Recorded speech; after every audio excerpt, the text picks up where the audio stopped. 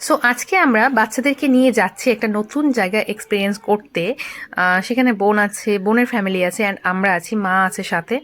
তো বাচ্চারা তো পার্কে যায়, বিভিন্ন রকম পার্কে যায়, কিন্তু এটা ছিল এয়ারক্রাফট মিউজিয়াম, যেটা নিউ টাউনে আছে, বিশ্ব বাংলার কাছাকাছি, মানে বিশ্ব বাংলা গেটের হাঁটা পথেই পড়বে।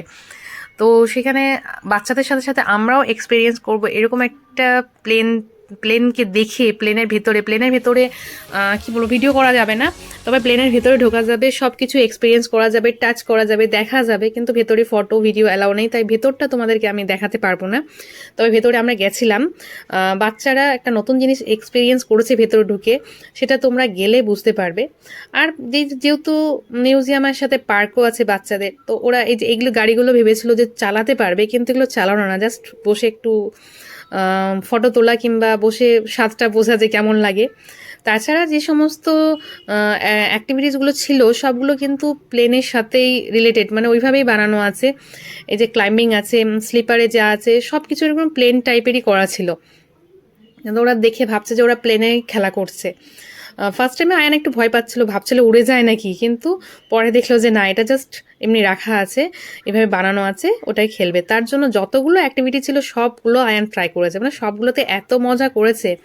আর ওই সময় দশমীর পরেও যে এত গরম ছিল কলকাতায়, কি বলবো। তো যাই হোক, এই মজা করতে করতে আমরা যতগুলো অ্যাক্টিভিটি আছে, কখনো আয়ান আমার সাথে, কখনো ওর বাবার সাথে, কখনো একাই এই আনন্দ করতে করতে কখনো পড়ছে, কখনো উঠছে, ওর সাথে সাথে আমরাও কখনো বাচ্চা হয়ে যাচ্ছি, ওর সাথে খেলা করছি।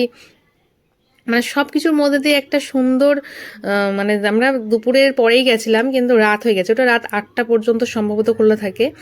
তো ওই সন্ধ্যা হয়ে গেছিলো।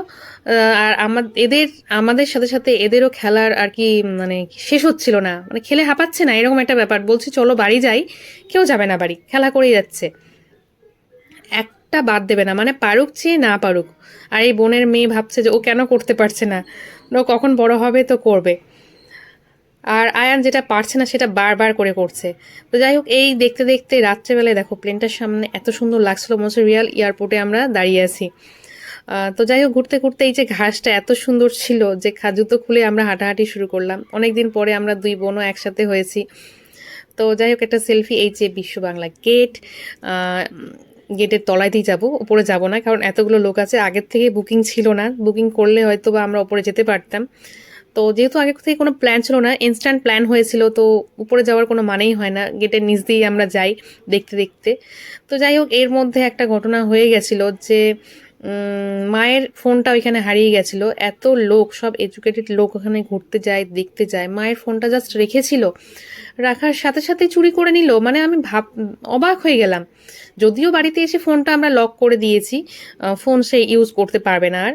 সো তোমরাও তোমাদের ফোনটাকে সাবধানে রাখবে। আশা করছি আজকের ভিডিওটা তোমাদের ভালো লেগেছে। ভালো লাগলে অবশ্যই ভিডিওটা লাইক করবে, কমেন্ট করবে, শেয়ার করবে। Thank you.